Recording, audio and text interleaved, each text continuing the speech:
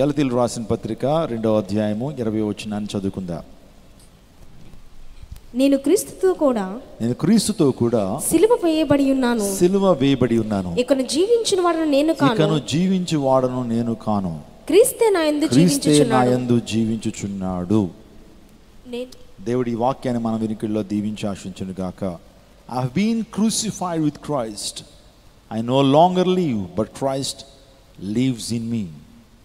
అపోస్తలుడైన పౌలు చెప్తున్నటువంటి మాట, ఇక నేను కాదు జీవించేటువంటి వాడిని, ఇక మీదట నాలో క్రీస్తే జీవిస్తాడు. What a great statement it was. ప్రతి విశ్వాసి కూడా చెప్పాల్సిన మాట ఇదే, జీవించేటువంటి వాడిని నేను కాదు, క్రీస్తే నాలో జీవించును గాక. క్రీస్తు కొరకు మనం జీవించాలి. ఈ 2025లో దేవుడు చేస్తున్నటువంటి ప్రతి వాగ్దానం మన జీవితంలో నెరవేర్చబడాలంటే వాగ్దానాన్ని మనం ఎత్తిపట్టి ప్రార్థన చేయాలి. వాగ్దానం నెరవేర్చబడ్డానికి వాగ్దానానికి తగినట్లుగా మనం జీవించాలి. వాగ్దానం పొందుకోవడం చాలా క్వైట్ ఈజీ. 31st నైట్ వచ్చి వాగ్దానం తీసుకున్నాం. దేవుని వాక్యాన్ని చదివితే వాగ్దానాన్ని మనం పొందుకుంటాం. There are 1260 promises are there in the word of God. 1260 వాగ్దానాలు దేవుని వాక్యంలో ఉన్నాయి. దేవుని వాగ్దానాలు పొందుకోవడం ఈజీ, కానీ వాటిని స్వతంత్రించుకోవాలి అంటే వాగ్దానానికి తగినట్లుగా మనం జీవించాలి. ప్రైజ్ గాడ్, హల్లెలూయా.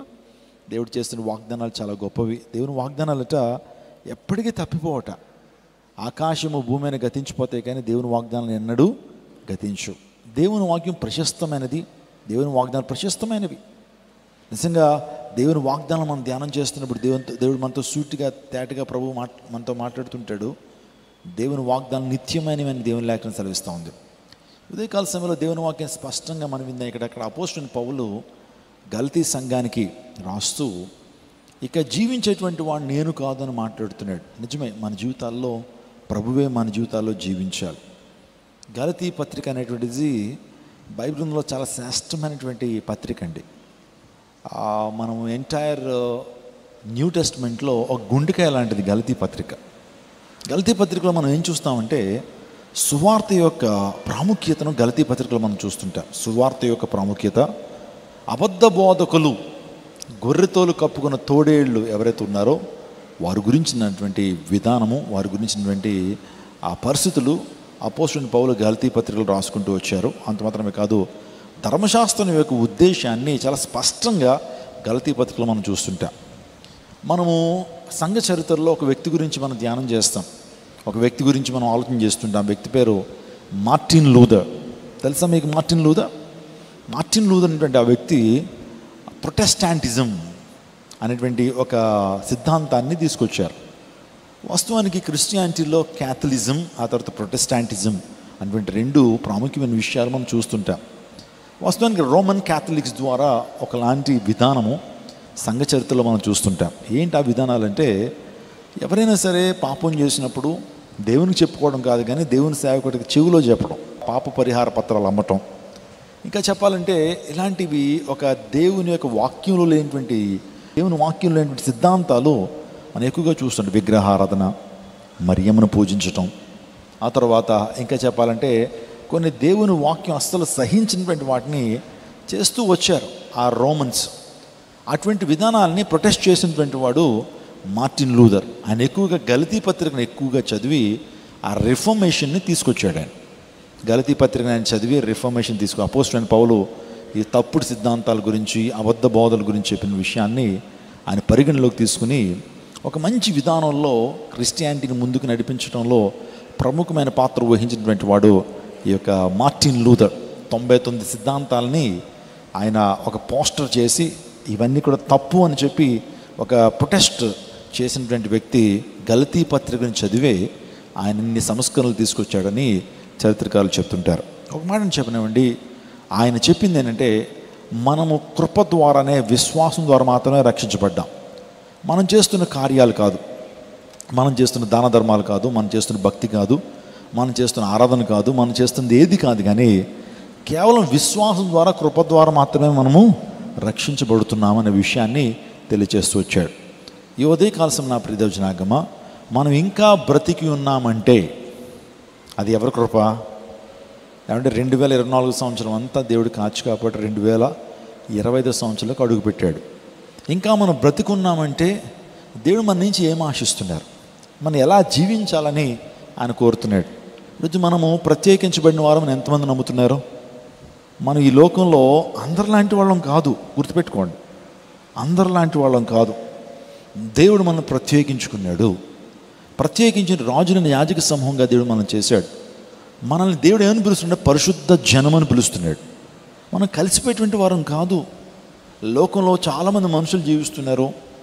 లోకంలో వారి విధి విధానాలు వేరు, వారి ఆలోచన విధానం వేరు. కొంతమందికి పాపం చేసి కూడా మేము పాపం చేశామా అనేటువంటి తిరిగి ప్రశ్న వేస్తుంటారు.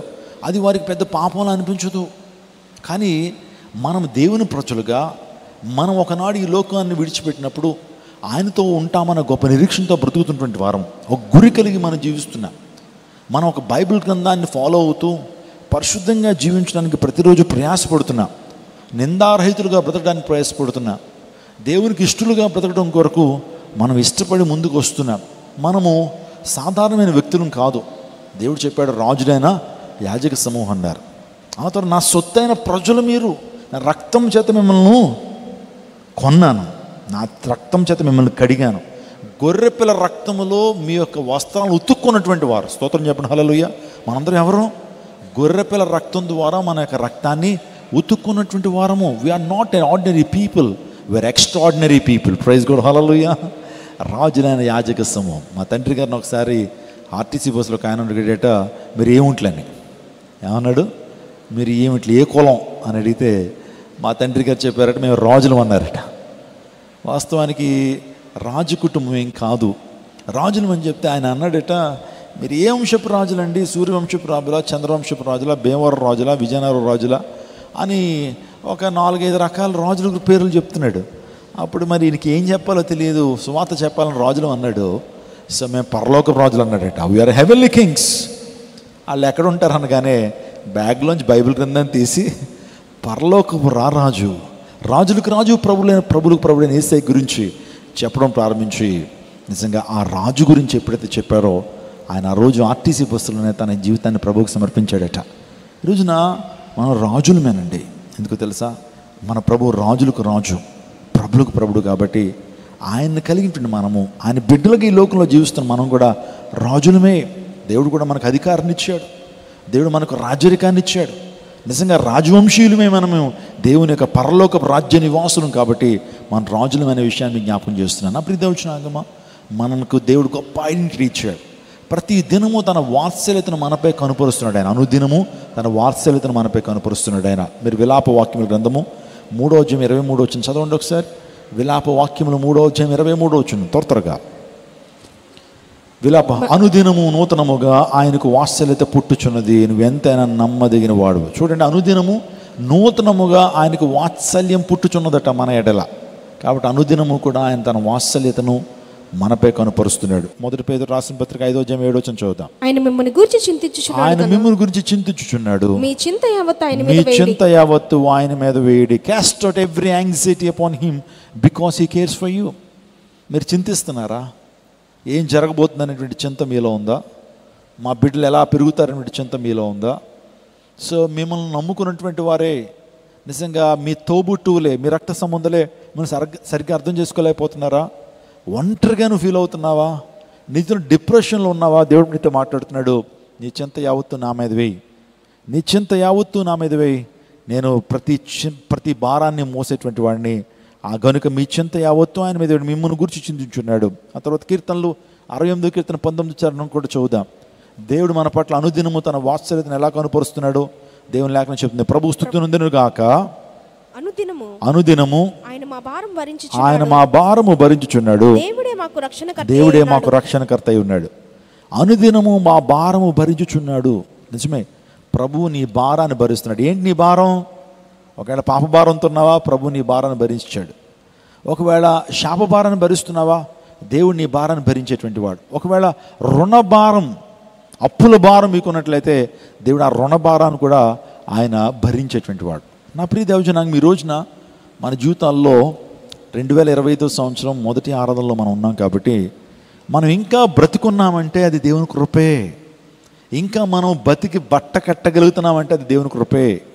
దేవుని మందిరంలో ఇలా కూర్చున్నామంటే అది దేవుని కృపే. ఇంకా శ్వాస పీల్చుకుంటున్నామంటే అది దేవుని కృపే. కాబట్టి దేవుడు మన నుంచి ఏం కోరుతున్నాడు? ఆయన మనం ఇంకా బతుకున్నామంటే మనం చేయాల్సినటువంటివి ఏంటి, మనం ఎలా జీవించాలి, క్రైస్తవుడు ఎలా జీవించాలో కొన్ని విషయాలు మీతో మాట్లాడడానికి ఇష్టపడుతున్నాను. సో మనం ఇంకా బ్రతుకున్నామంటే మన ఇంటిని చక్కబెట్టుకోవడం కొరకే మనం బతుకున్నాం. Come on church, are you listening it? మనం ఇంకా బతుకున్నామంటే మన ఇంటిని చక్కబెట్టుకోవడం కొరకే బతుకున్నాము.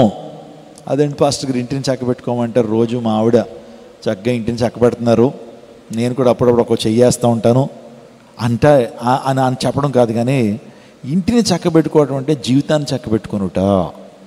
ఇంటిని చక్కబెట్టుకోవడం అంటే జీవితాన్ని చక్కబెట్టుకొనుట. మై డియర్ చర్చ్, ఈ యొక్క ఉదయకాల సమయంలో నీ ఇంటిని నువ్వు చక్కబెట్టుకుంటున్నావా? ఒక సందర్భాన్ని మీకు జ్ఞాపకం చేస్తాను. ఒక ప్రవక్త ఒక రాజుతో చెప్తున్నాడు, నీ దినములు ముగించబడుతున్నాయ్యా, నువ్వు చనిపోబోతున్నావు, కాబట్టి నీ ఇంటిని చక్కబెట్టుకో అన్నాడు. ఎవరు? యెషయా అనేటువంటి దైవజనుడు హిజ్కియా అనే రాజుతో చెప్తున్న మాటలు అవి. చదువుదాం యెషయా గ్రంథం. యెషయా గ్రంథం 38:1 చూద్దాం. ఆ దినములలో, యెషయా గ్రంథం 38:1, ఆ దినములలో హిజ్కియాకు మరణకరమైన రోగము కలుగగా ప్రవక్తయు ఆమోజు కుమారుడైన యెషయా అతని యొద్దకు వచ్చి నీవు మరణమగుచున్నావు, బ్రతుకువు గనుక నీవు నీ ఇల్లు చక్కబెట్టుకొనుమని యెహోవా సెలవిచ్చుచున్నాడని చెప్పగా. So here we can see a king. His name is Hizkiah. యెషయా అనేటువంటి దావీదు ఆమోజు కుమారుడు యెషయా వచ్చి ఒక మాట అంటున్నాడు, అయ్యా దేవుడు నీకు చెప్పమని ఒక విషయాన్ని నాకు చెప్పాడు. అదేంటంటే నువ్వు మరణం అవుతున్నావు, నీ దినముల లెక్క ముగించబడింది, అందరు బట్టి ఇంటిని చక్కబెట్టుకో అని ఎప్పుడైతే చెప్పగానే, ఇంటిని చక్కబెట్టుకో అంటే మన ఇంట్లో బీరువాలు, ఫ్రిడ్జులు, మలమరలు సర్దుకోవడం కాదు, జీవితాన్ని చక్కబెట్టుకోయ్యా. నువ్వు నిత్యత్వానికి నువ్వు రెడీ అవ్వు, మరణానికి నువ్వు రెడీ అవ్వు అని చెబుతున్నాడు. అప్పుడు వెంటనే రాజుని హిజ్కియా ఏం చేశాడు తెలుసా?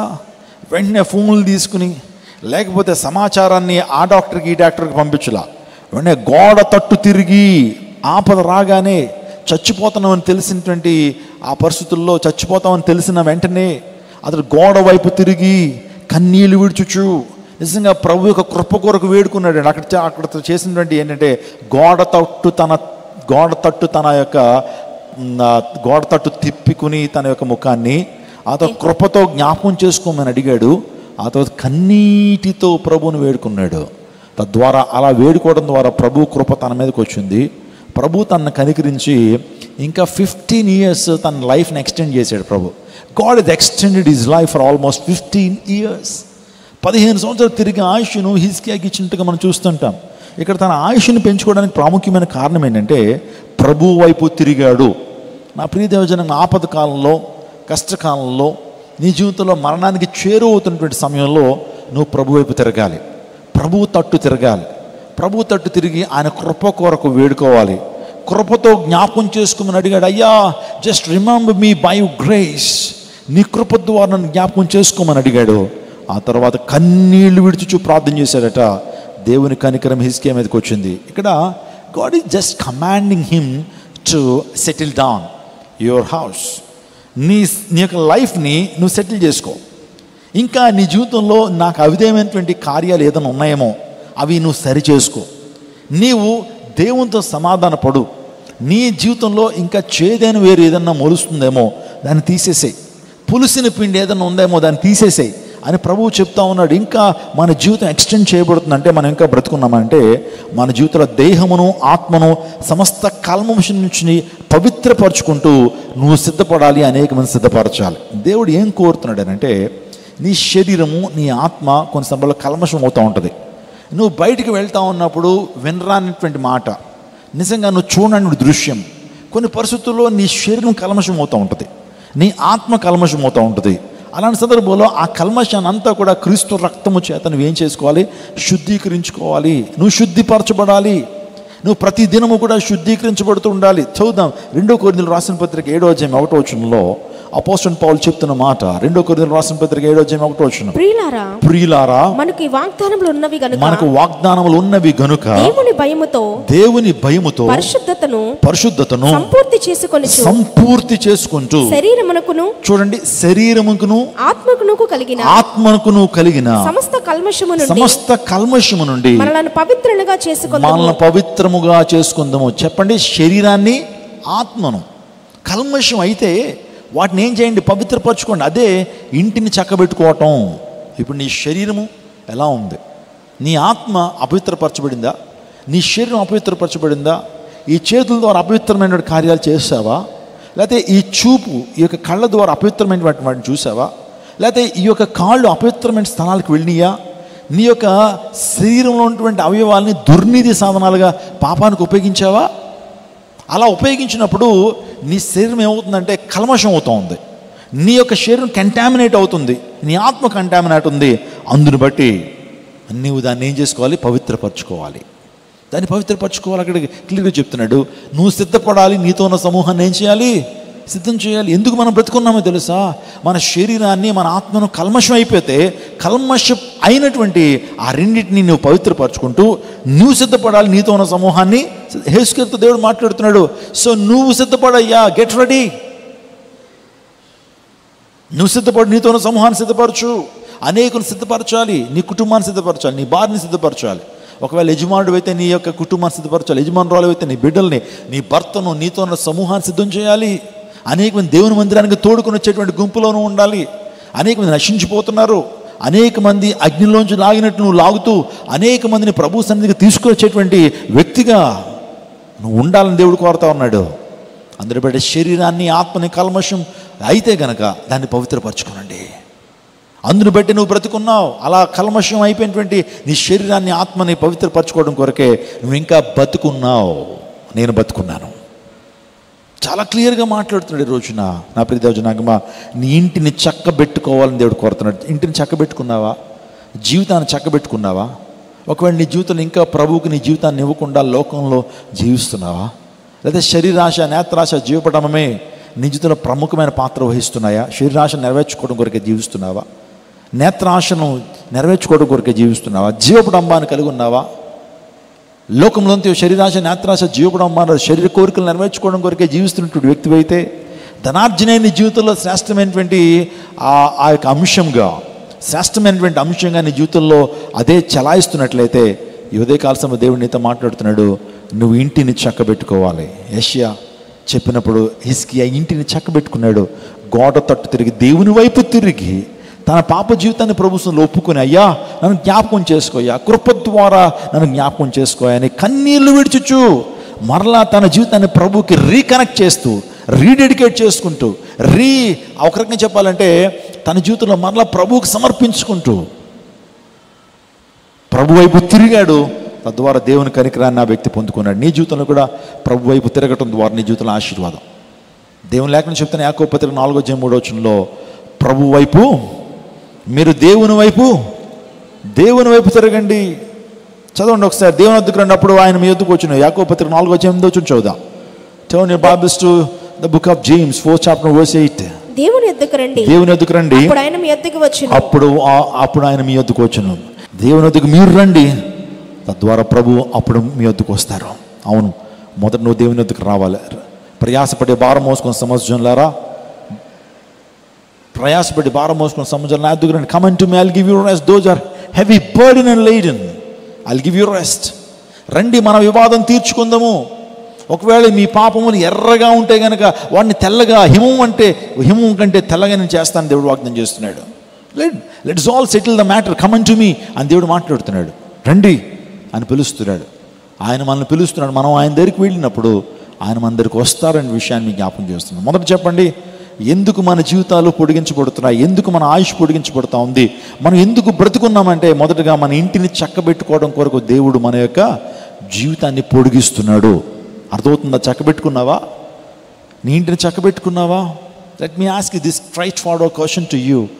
నీ జీవితాన్ని నువ్వు సరి చేసుకుంటున్నావా? ఇంటిని చక్కబెట్టుకున్నావా? రెండోదిగా చెప్పనా, దేవుడు ఎందుకు మన జీవితాన్ని పొడిగిస్తున్నాడు? ఎందుకు బ్రతుకున్నామంటే, మనము మన జీవితంలో మారు మనసు పొందాలని. ఏంటది? అంతటా అందరూ ఏం చేయాలి? మారు మనసు పొందాలి. అంతటా అందరూ మారు మనసు పొందాలని దేవుడు కోరుతా ఉన్నాడు. చదువుదామండి, ఒక్క మాట మీకు జ్ఞాపకం చేస్తున్నాను. అదేంటంటే 2 పేతురు రాసిన పత్రిక 3:9 కొందరు ఆలస్యం ఎంచుకున్నట్లు ప్రభు తన వాగ్దానం గురించి ఆలస్యం చేయవాడు కాడు గాని ఎవడును నశింపబడని. చూడండి, కొంతమంది ఆలస్యం అని ఎంచుతున్నారట. మా చిన్నప్పటి నుంచి చెప్తున్నారండి, ప్రభు వస్తాడు, రెండో రాకడ వచ్చేద్దని. ఏ తుఫాన్ వచ్చినా, లేకపోతే ఏ సునామీ వచ్చినా, మొన్న కరోనా వచ్చింది కదా, ఇంకేంటి ప్రభు వచ్చేస్తున్నాడు అన్నారు, ఇంకా ప్రభు రావట్లేదు. కొంతమంది ఆలస్యం అని ఎంచుచున్నారు కానీ, చదవండి అమ్మ, ఇప్పుడు చదవండి. ఎవడు నశింపవలని ఇచ్చింపక అందరూ మారు మనసు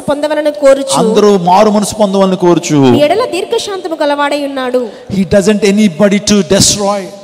ఏ ఒక్కరు కూడా డెస్ట్రాయ్ అవటం, నాశనం అవటం ప్రభుకి ఇష్టం లేదు. కాబట్టే ఆయన ఇంకా దీర్ఘశాంతాన్ని వహిస్తున్నాడు. నువ్వు రక్షించబడతావని, ఇంకా రక్షించబడతావని దేవుడు స్టిల్ ఆయన తన యొక్క దీర్ఘశాంతాన్ని మన ఏళ్ళ వెల్లడి చేస్తున్నాడు. కొన్ని సందర్భాల్లో దీన్ని గ్రాంటెడ్గా తీసుకుంటారు చాలామంది.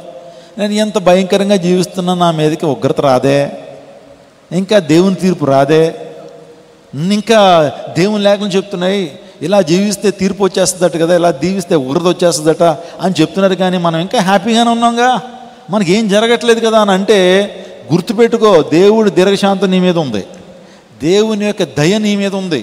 అందుని బట్టే దేవుడు ఇంకా ఇంకా ఇంకా నిన్ను ఏం చేయట్లేదు ఏమండి, ఫలింపకుండా జీవిస్తున్నప్పటికీ, దేవుని విరోధంగా బ్రతుకుతున్నప్పటికీ, ఇష్టానుసారంగా తిరుగుబాటు చేస్తున్నప్పటికీ నీ మీద ఇంకా తీర్పు రావట్లేదంటే, జస్ట్ రిమెంబర్ వన్ థింగ్, దేవుని దీర్ఘశాంతం నీ మీద ఉన్నది.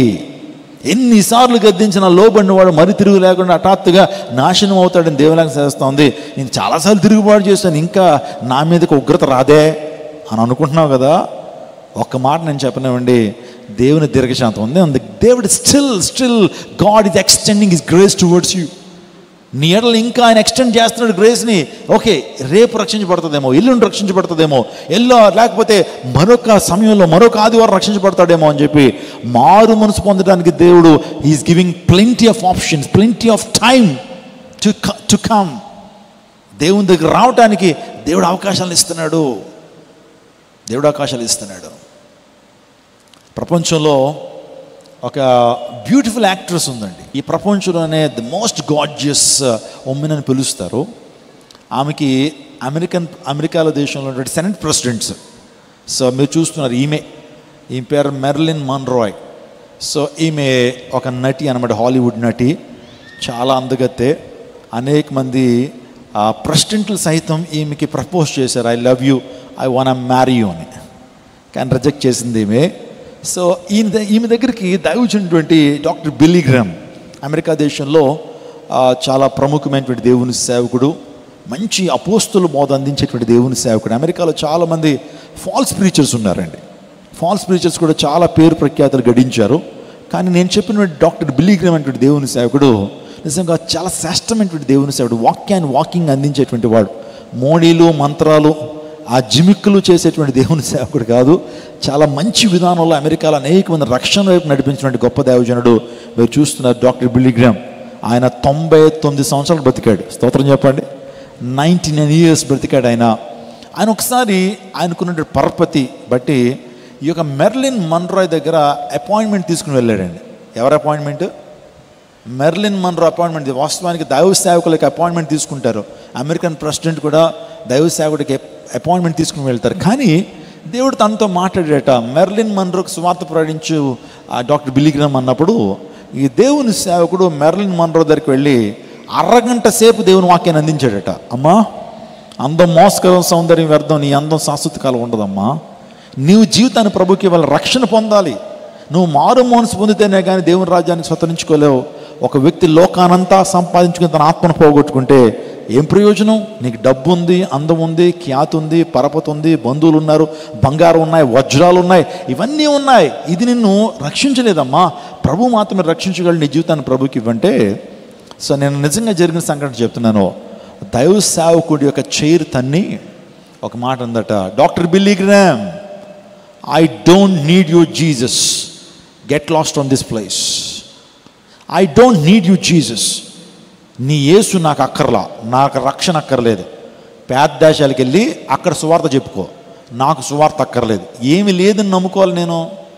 ఏమి లేదని యేసుని నమ్ముకోవాలి? డబ్బు లేదనా, లేదా నాకు అందం లేదనా, నాకు ఫ్యాన్స్ లేరనా, బిల్డింగ్లు లేవనా, కార్లు లేవనా? అలా లైన్లు కడతాను నన్ను పెళ్లి చేసుకోవడానికి, అలా లైన్లు కడతాను నన్ను ప్రేమించడానికి. నేనెందుకు యేసు ప్రభుని నమ్ముకోవాలి అని చెప్పి షీ రిజెక్టెడ్ జీసస్. యేసుని రిజెక్ట్ చేస్తుందండి. అలా రిజెక్ట్ చేసిన 10 డేస్కి అలా రిజెక్ట్ చేసి దైవసేవకుడు వెళ్ళి కలిసి వచ్చాడు, ఆమెకు స్వార్థ చెప్పాడు. ఆఖరి అవకాశంగా దేవుడు ఆయన పంపించారు. She rejected it. ఆమె రిజెక్ట్ చేసింది. 10 రోజుల తర్వాత ఆమె శవం కనిపించిందండి. ఈ మెర్లిన్ మన్రోయ్ తన జీవితంలో, సో ఆమె ఎలా చనిపోయింది ఎప్పటికీ కూడా nobody knows how she has passed away, whether it is suicide or murder, ఎవరికి తెలీదు.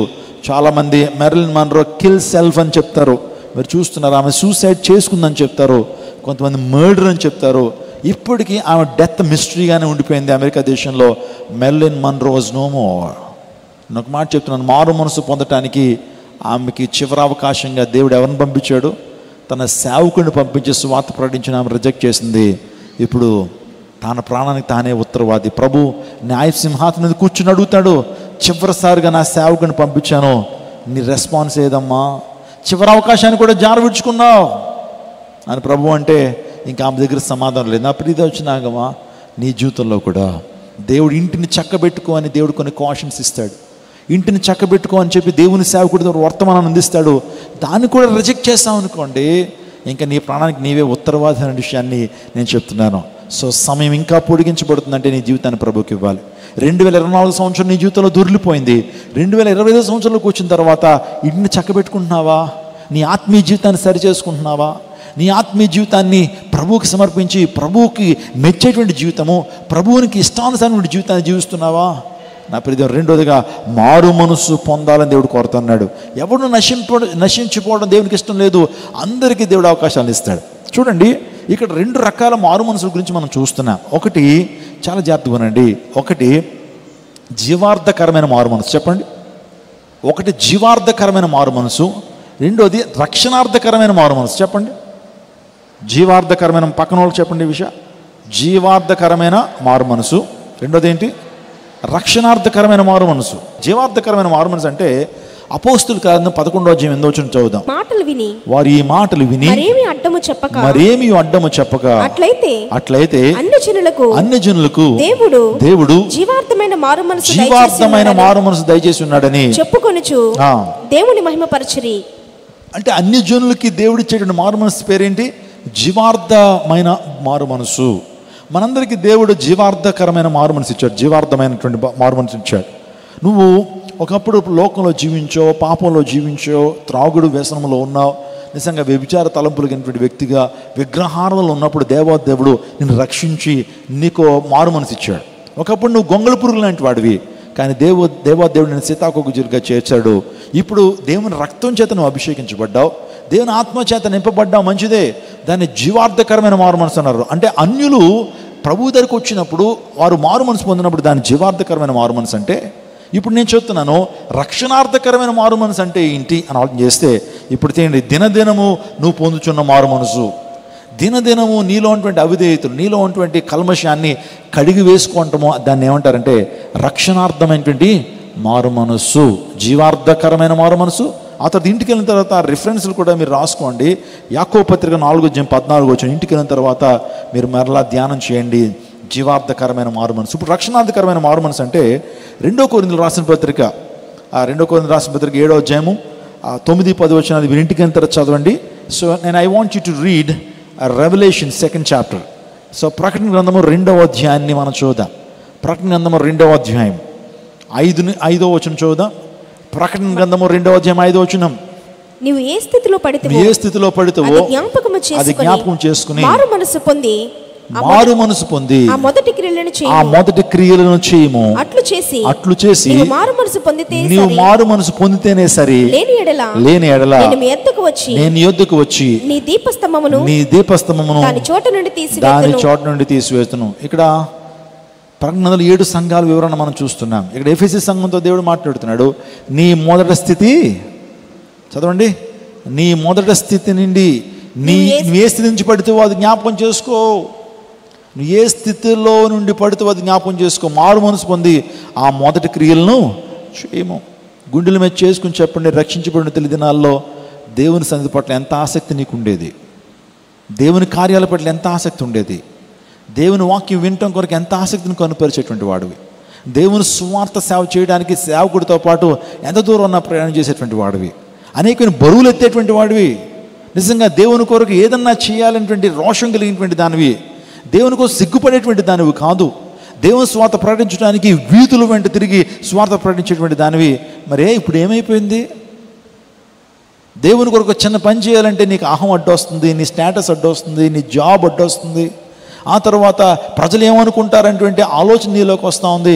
ఒకప్పుడు రక్షించబడిన తొలి దినాల్లో నిజంగా దేవుని అధికంగా ప్రేమించేటువంటి వాడు, దేవుని కార్యాల కొరకు స్వార్థం లేకుండా ప్రభు కొరకు నువ్వు కష్టపడేటువంటి దానవు. అంటే నీ జీవితంలో ఏమైపోయింది? మొదటి ప్రేమను విడిచిపెట్టావు. నువ్వు ఎక్కడ పడితేవో, ఎక్కడి నుంచి నువ్వు పడితేవో మరలా ఆ మొదటి ప్రేమను పొందుకుంటావా? లేని ఎడలా నేను మీ వద్దకు వచ్చి మీ దగ్గర నుండి దీపస్తంభాన్ని తీసివేస్తాను, మారు మనసు పొందండి అని ప్రభు విశ్వాసులతో మాట్లాడుతున్నాడు. ఇక్కడ విశ్వాసులతో మాట్లాడుతున్నాడు. నా ప్రియ దేవుని అదే మాట మరొక 16వ వచనం కూడా చదవండి. 2వ అధ్యాయం 16వ వచనంలో కూడా మరొక సంఘాన్ని కూడా హెచ్చరిస్తున్నాడు. కావున మారు మనసు పొందుము, లేని ఎడల నీ యొద్దకు త్వరగా వచ్చి నా నోట నుండి వచ్చి ఖడ్గము చేత వీరితో యుద్ధము చేసేదని. అంటే మారు మనసు పొందకపోతే ఏంటి మారు మనసు? జీవార్థకరమైన మారు మనసు కాదు, రక్షణార్థకరమైన మారు మనసు. అంటే ప్రతి దినము కూడా మనం ఈ లోకంలో జీవిస్తున్నప్పుడు మన శరీరము మన ఆత్మ కల్మషం అవుతూ ఉంటుంది. వినకూడని మాట నువ్వు వింటూ ఉంటావు. ఆ వినే మాటలు నీలో ఏం చేస్తూ ఉంటాయి? ఆ నీలో దాన్ని ఇన్ఫ్లుయెన్స్ చేస్తూ ఉంటాయి ఆ మాటలు. ఆ తర్వాత ఎక్కడో పడిపోతుంటావు, అబద్ధం ఆడో లేకపోతే దేవుని యొక్క ఆత్మను దుఃఖపరిచేటువంటి కార్యాన్ని చేస్తుంటావు. ఆత్మను ఆర్పకుడి, ఆత్మను దుఃఖపరచుకుడి అని దేవుని లేఖనం సెలవిస్తూ ఉంది. దేవునికి కొద్దిగా దూరం అవుతున్నప్పుడు వెంటనే నువ్వేం చేయాలి? నీ యొక్క హృదయాన్ని, శరీరాన్ని, కల్మషమైన నీ శరీరాన్ని మరలా పవిత్రపరచుకోవాలి, మారు మనసు పొందాలి. నా ప్రియ దేవుడు కోరుతా ఉన్నాడు. చాలామంది యవనస్తులు ఈ ప్రాంతాల్లో ఉన్నారు. మీ జీవితాల్లో మారు మనసు అవసరం. ఒక వ్యక్తి నిత్య జీవాన్ని పొందుకోవాలంటే, ఒక వ్యక్తి పరలోక రాజ్యానికి చేరుకోవాలంటే, దేవుని యొక్క ఆశీర్వాదాలను సమృద్ధిగా పొందుకోవాలంటే ఆ వ్యక్తి తన జీవితంలో మారు మనసు అనేటువంటి అనుభవాన్ని కలిగి ఉండాలి. ఈరోజున మారు మనసు అనేటువంటి ఆ బోధలు కనపట్టలేదండి. మారు మనసు పొందాలి, రక్షణ పొందాలి, పాపక్షమాపణ పొందాలి, ఇటువంటి బోధలు సంఘాల్లో కనపట్టలేదు. నువ్వు మారు మనసు పొందాలి. నీకోదేమొచ్చి ప్రభుత్వం అంటున్నాడు, నేను నిత్య జీవాన్ని పొందుకోవాలంటే, నేను నిత్య రాజ్యాన్ని చేరుకోవాలంటే how can I enter into the kingdom of God? దేవుని రాజ్యం నిత్య జీవాన్ని పొందుకోవడానికి నేను చేయాలని అడిగాడు. అప్పుడు ప్రభువారు చెప్పారు, unless you born again you will not see the kingdom of God. నువ్వు క్రొత్తగా జన్మించితేనే కానీ దేవుని రాజ్యానికి నువ్వు చేరుకోలేవు. అపోస్తలుడు పౌలు సీలను అడుగుతున్నాడు, చెరసాల నాయకుడు, sirs what shall I do in order to be saved? రక్షణ పొందాలంటే ఏం చేయాలి? ఎంత మంచి ప్రశ్న అండి. అప్పుడు ప్రభు చెప్పాడు, ప్రభునందు విశ్వాసం ఉంచు, నీవు నీ కుటుంబం రక్షించబడతారు. మారు మనసు గురించి అంశాలు చెప్పాడు. నికోదేముతో చెప్పాడు, నువ్వు క్రొత్తగా జన్మించాలి. క్రైస్తవ్యం చెప్తుంది ఈరోజు నాకు క్రొత్తగా జన్మించాలి అంటే తిరిగి మళ్ళీ మన తల్లి గర్భంలోకి వెళ్ళటం అని కాదు, మన ఆత్మ తిరిగి జన్మించాలి, మారు మనసు పొందాలని దేవుని నాకు సెలవిస్తూ ఉంది. రక్షణార్థకరమైన మారు మనసు. ఎఫెసీ సంఘంతో దేవుడు చెప్తున్నాడు, నువ్వు మారు మనసు పొందాలి.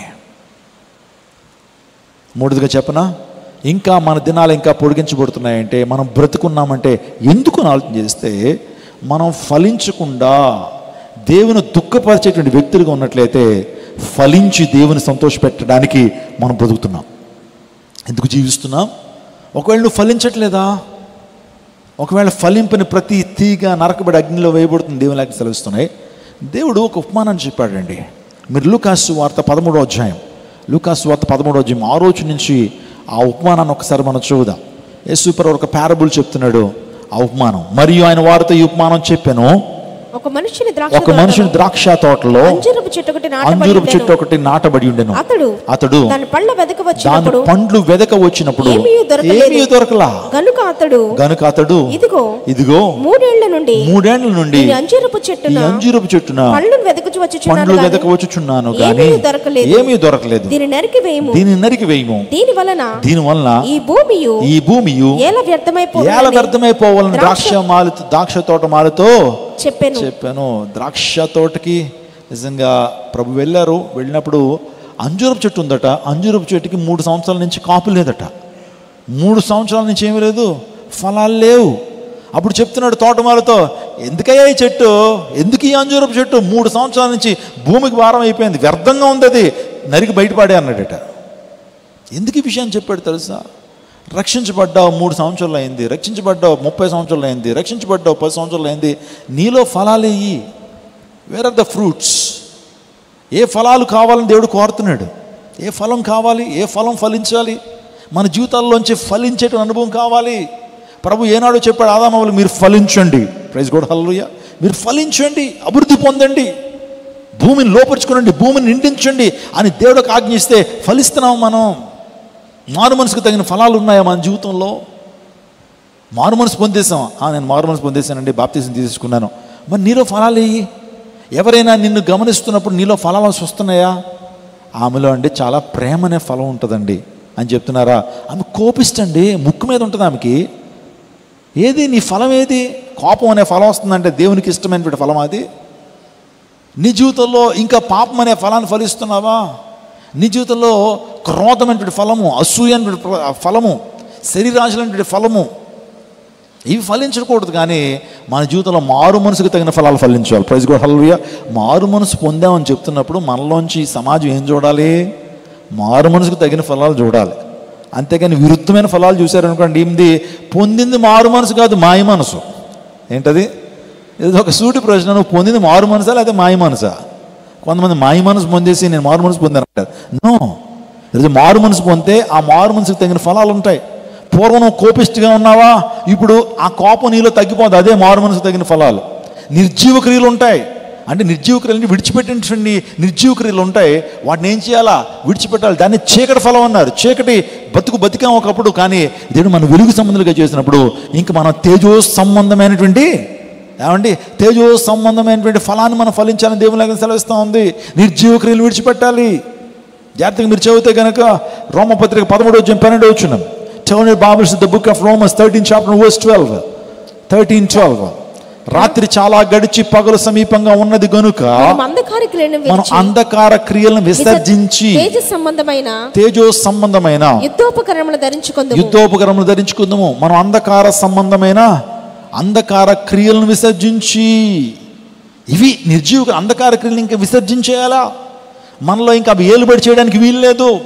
ఇంకా మనలో అపవిత్రత ఏలుబడి చేయడానికి వీలు లేదు. మనలో శరీరాశ, నేత్రాశ, జీవపడంబము ఏలుబడి చేయడానికి వీలు లేదు. తేజో సంబంధమైన యుద్ధోపకరణాలు ధరించాలి. అవే మారు మనసుకి తగిన ఫలాలు. ఆ తర్వాత నీతి ఫలం అంటాడు. ఏంటది? నీతి ఫలం. ఫిలిప్పీయులకు రాసిన పత్రిక 1:11. ఫిలిప్పీయులకు రాసిన పత్రిక 1:11. Come on church, you are something hearing, you are something listening, something important, right? మీరు శ్రేష్టమైన కార్యములను వివేచింపగలవారగునట్లు మీ ప్రేమ తెలివితోను సకల విధమైన అనుభవ జ్ఞానముతో కూడినదై అంతకంతకు అభివృద్ధి పొందవలనని ఇందువలన దేవునికి మహిమ 1:11 అమ్మది. ఫిలిప్పీ చదవండి. ఇందువలన దేవునికి మహిమయు స్తోత్రము కలుగునట్లు మీరు యేసుక్రీస్తు ప్రభు వలనైనా నీతి ఫలములతో నిండుకున్న వారై, నీతి ఫలముల చేత నిండుకున్న వారై. ఇక్కడ ఏ ఫలం చెప్పండి? మొదటిది ఏంటి? మారు మనసుకి తగిన ఫలము. ఆ తర్వాత నిర్జీవ క్రియను విడిచి వెలుగు ఫలం అన్నాడు. ఇప్పుడు నీతి ఫలం అన్నాడు. ఇంకా ఆత్మఫలం అందరికీ చెప్పండి. ఆత్మఫలం ఏంటి? ఆత్మఫలం గలతీ 5:5. ప్రేమ, సంతోషము, సమాధానము, దీర్ఘశాంతము, దయాళుత్వము, ఆశా నిగ్రహము, విశ్వాసము, మంచితనము. ఇవి ఏలైనగా ఇవి నీవి ఆత్మఫలములు. నీలో ఇవి ఫలించాలా? నా ప్రియ దైవజనాంగమా, ఈ యొక్క ఉదయకాల సమయంలో నా సందేశాన్ని ముగింపులోకి తీసుకొస్తున్నాను. ఒకవేళ ఫలించినటువంటి అనుభవం ఉన్నట్లయితే నువ్వు ఫలించడం ప్రారంభించాలా? నువ్వు ఫలించాలి. ప్రియుడా, నువ్వు ఆత్మలో వర్ధిల్లుచున్న ప్రకారం నువ్వు అన్ని విషయాలు వర్ధిల్లాలి. నువ్వు ప్రేమలో వర్ధిల్లుతున్నావా? ఫలిస్తున్నావా? ఆత్మలో ఫలిస్తున్నావా? జ్ఞానంలో ఫలిస్తున్నావా? దేవుని యొక్క పరిచర్యలో ఫలిస్తున్నావా? దేవునికి ఇచ్చే విషయంలో ఫలిస్తున్నావా? దేవుని కోసం జీవించే విషయంలో ఫలిస్తున్నావా? మనం ఫలించాలా, మనం ఫలించాలి. దేవుడు కోరుతున్నాడు అదే. ఒకవేళ ఫలింపకపోతే, మనలోంచి ఆ ఫలాలు రాకపోతే నరికి వేయబడి అగ్నిలో వేయబడతామేమో. ఫలింపని ప్రతి చెట్టు నరకబడి అగ్నిలో వేయబడుతుంది. God has been looking at you. దేవుడిని చూస్తున్నాడు. ఇంకా హృదయాన్ని కఠినం చేసుకుంటూ దేవుని దూరం అయిపోతున్నావా? ఎంతోమంది ఈ లోకంలో గతించిపోతున్నారు. ఎంతోమంది నరకబడి అగ్నిలో వేయబడుతున్నారు. ఈ లోకం నుంచి గతించిపోతున్నారు. ఆ గుంపులో నువ్వు నేను చేరిపోతే మన జీవితాలు ఎంత భయంకరమో మీరు ఆలోచన చేయండి. ఈరోజున నువ్వు ఫలించాలి. ఫలించడం కొరకు పిలువబడ్డావు. ఫలించడం కొరకు నువ్వు నాటబడ్డావు. ఫలించడం కొరకు నువ్వు దేవుని రక్తం చేత అభిషేకించబడ్డావు. ఫలించడం కొరకు నువ్వు దీవించబడ్డావు. ఫలించడం కొరకు ఈ సంఘంలో నాటబడ్డావు. ఫలిస్తున్నావా? ప్రభువా, నన్ను ఫలించేటువంటి అనుభవాలు నాకు ఇవ్వండి అని ఆయన ప్రభుత్వంలో వేడుకుంటున్నావా? రోజున మన జీవితాల్లో అహిక చింతలు, అహిక విచారాలు, సులువుగా చిక్కులు పెట్టే పాపాలు మనల్ని ఏలుబడి చేస్తూ దేవునికి మరింత దూరంగా మనం వెళ్ళిపోతా ఉన్నాం. నా ప్రియదేవజనాగమా, దేవుడిని ఫలించాలని కోరుతున్నాడు. ఫలిస్తేనే దేవునికి నువ్వు సంతోషాన్ని పంచగలుగుతావు. ఫలిస్తేనే నీ దేవుడు నిన్ను బట్టి సంతోషిస్తాడు. ఫలించకుండా దేవునికి ఏనాడు కూడా సంతోషాన్ని నువ్వు ఇవ్వలేవు. పరిశుద్ధ గ్రంథ లేఖనాల్లో మనం చూస్తున్నప్పుడు అనేక మంది ఫలించారండి. దావీదు అంటున్నాడు, నేనైతే దేవుని మందిలో ఒక పచ్చని ఒలివ చెట్టు వలె నాటబడ్డాను. ఒలివ చెట్టు ఫలిస్తుంది. ఒలివ చెట్టు నిటారుగా పెరుగుతుంది. ఒలివ చెట్టు సౌందర్యంగా ఉంటుంది. ఒలివ చెట్టు పచ్చగా ఉంటుంది. అలా దావీదు వలె ఫలిస్తున్నారా మీరు? దావీదు వలె వర్ధిల్లుతున్నారా? నేను చెప్పాను, ఒలివ చెట్టు సౌందర్యంగా ఉంటుంది. అంటే దేవుడు మనలోంచి కోరుతున్నాడు ఆత్మీయ సౌందర్యం. ఏ సౌందర్యం? ఆత్మీయ సౌందర్యం. నువ్వు ఏ సౌందర్యానికి పెద్దపీట వేస్తున్నావు?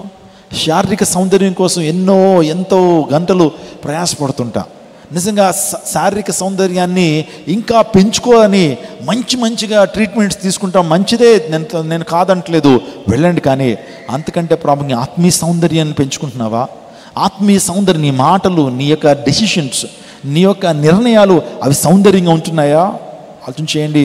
దేవుడు ఏ సౌందర్యాన్ని ఇష్టపడతాడో తెలుసా? బాహ్య సౌందర్యాన్ని దేవుడు ఇష్టపడేటువంటి వాడు కాదు, కానీ ఆయన ఆంతరంగిక సౌందర్యాన్ని దేవుడు కోరతాడు. అంతరంగం ఎలా ఉంది?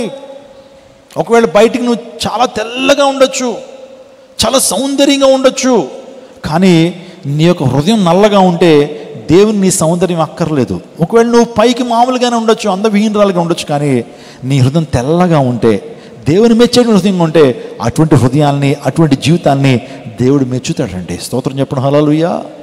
నిజంగా ఈ యొక్క ఎస్తేరు గురించి ఆలోచన చేస్తున్నప్పుడు హేగే అనేటువంటి ఒక వ్యక్తి ఉన్నాడు. వాస్తవానికి అక్కడికి సూషన్ కోర్టుకు వచ్చినటువంటి వారందరికీ కూడా అతనే మేకప్స్ ఇవ్వటం, మొత్తం అంతా రెడీ చేపిస్తున్నాడు. ఈ యొక్క సౌందర్యం ఈ యొక్క ఎస్తేర్ అయితే ఎక్కువగా కోరుకోలేదట, కానీ మిగతా వాళ్ళు కోరుకున్నారు.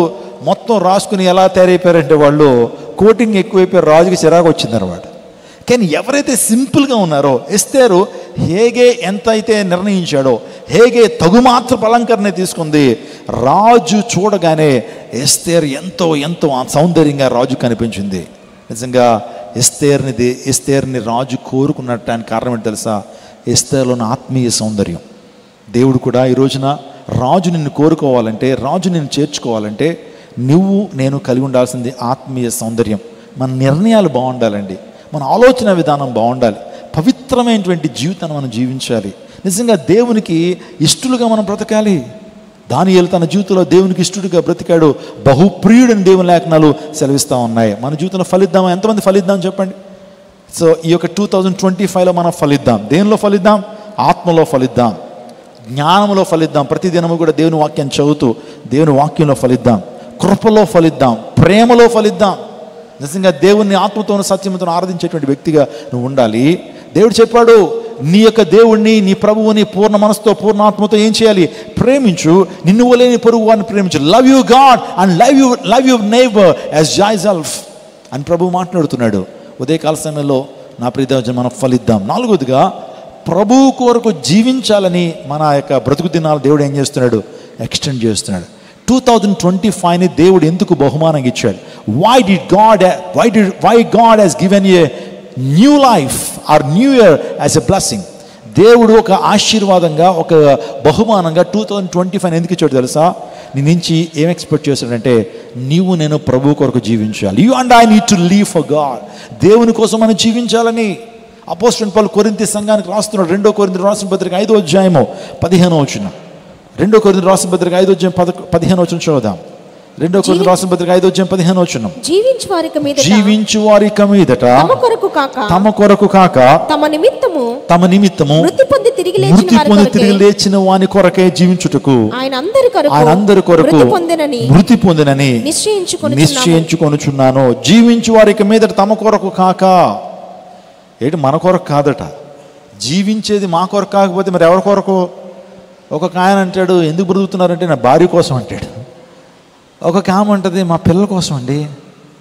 బ్రదర్ ఎందుకు బ్రతుకుతున్నారు? Why do you leave? What is the purpose of your life అంటే, మా అమ్మగారి కోసం అండి. ఈ బతికే ఇంకెవరి కోసం అండి? మా పిల్లల కోసమే. నేను సంపాదించినా, నీ ఎంత కష్టపడినా నా పిల్లల కోసమే అని అంటుంటారు. ఇక్కడ అపోస్తలుడైన పౌలు అలా అంటలా, నేను జీవిస్తే ఎవరి కోసం జీవిస్తాను? ఇక మీదట జీవించు వారికి మీదట తమ కొరకు కాక, మన కొరకు కాదట మనం జీవించటం. మన కొరకు రక్తం కార్చి ప్రాణం పెట్టి మనకు నిత్య జీవాన్ని కానుగిస్తున్నటువంటి దేవుని కోసం మనం జీవించాలి. We should live for Jesus, not for somebody else. ఎవరెవరికో కోసం కాదు, దేవుని కొరకు మనం జీవించాలి. దేవుణ్ణి ప్రేమించడం కొరకు ఈ లోకంలో బ్రతకాలి. దేవునికి ప్రాధాన్యతనివ్వడం కొరకు ఈ లోకంలో బ్రతకాలి. దేవుని కంటే మరి ఏది కూడా మనకి శ్రేష్టమైనదిగా ఉండటానికి వీల్లేదు. అది మన యొక్క ఉద్యోగమైనా, అది మనకు చెప్పండి మన పిల్లలైనా, లేకపోతే అదేదైనా కావచ్చు, దేవుని కంటే అధికంగా మనం దేన్ని ప్రేమించినా అది మనకు విగ్రహమే అవుతుందని దేవుని లేఖనం సెలవిస్తూ ఉంది. ఏమంటే దేవుని కంటే అధికంగా దేన్ని ప్రేమించినా అది మనకు విగ్రహం. అంటే కొంతమంది దేవుని కంటే అధికంగా దేన్ని ప్రేమిస్తుంటారో? తిండిని ప్రేమిస్తారు. ఆ తిండి నీకు విగ్రహంగా మారిపోతుందా?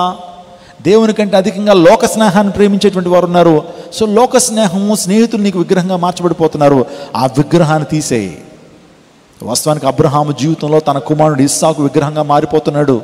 లేక పుట్టాడేమో, దేవుని కంటే అధికంగా కొన్ని సందర్భాల్లో ఇస్సాకునే ప్రేమించేస్తున్నాడు. దేవుని కంటే అధికంగా ఇస్సాకుకే టైం కేటాయించేస్తున్నాడు. దేవుని కంటే దేవుని సమయాన్ని కూడా దొంగిలించి ఇస్సాకు టైం ఇచ్చేస్తున్నాడు. ఇస్సాకునిచ్చింది నేనయ్యా. ఇస్సాకు శాశ్వత కాలం ఉండేటువంటి వాడు కాదు, నేను శాశ్వత కాలం ఉండేటువంటి వాడిని. ఇహ పరలోకాలను నేను దీవించి నీకు నిత్య జీవాన్ని ఇచ్చేటువంటి వాడిని, నిత్య జీవాన్ని ప్రసాదించేటువంటి వాడిని నేను. నన్ను మర్చిపోయి నీ కొడుకని ఇస్సాకు అధిక సమయాన్ని ఇస్తావా? అధిక ప్రేమను కనుపరుస్తావా? ఏమీ లేదు. అబ్రహాము తీసుకొచ్చి మోరియా దేశం మీద, మోరియా పర్వతం మీద నీ కుమారుడు ఇస్సాకుని, అతిగా ప్రేమిస్తున్న ఇస్సాకుని నాకు దహన బలి అర్పించు. I'm so jealous God. నేను రోషం కలిగినటువంటి వాడిని. నాకు రావాల్సిన మహిమ ఏ ఒక్కరు దొంగిలించడానికి వీల్లేదు అన్నాడు. అబ్రహాము చేసింది అదే. దీవించబడ్డానికి కారణం ఏంటి తెలుసా? అబ్రహాము తన విగ్రహాన్ని బలేసేసాడు. తన విగ్రహాన్ని చంపడానికి పూనుకున్నాడు.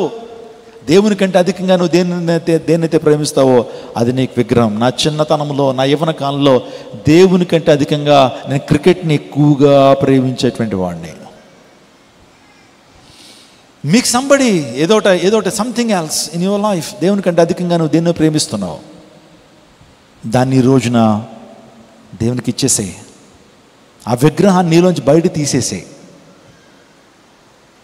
చాలామంది యవనస్తురాండ్రులు తమ హృదయాల్లో కొన్ని విగ్రహాలు పెట్టుకుంటారు. అబ్బాయిల ఫోటోగ్రాఫ్స్ని లోపల పెట్టి పూజిస్తూ ఉంటారు, ఆలోచన చేస్తూ ఉంటారు. ఎప్పుడు ఆ తలంపులే.